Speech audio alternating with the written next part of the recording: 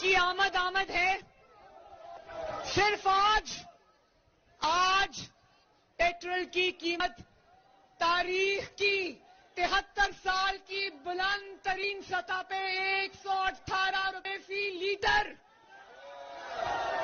اب مجھے یہ بتاؤ کہ جو لوگ اپنے موٹر سائیکلز میں، اپنی گاڑیوں میں، اپنی سواری میں پیٹرول ڈلوائیں یا اپنے بچوں کے لیے روٹی لیں، تو دوائی کے لیے پیسے نہیں بچتے، دوائی لے تو بچوں کی فیسوں کے لیے پیسے نہیں بچتے. اور دیکھو اب عید کی آمد ہے، آٹا بھی مہنگا، بجلی بھی مہنگی، گیس بھی مہنگی، تیل بھی مہنگا، پیٹرول بھی مہنگا، چینی بھی مہنگی.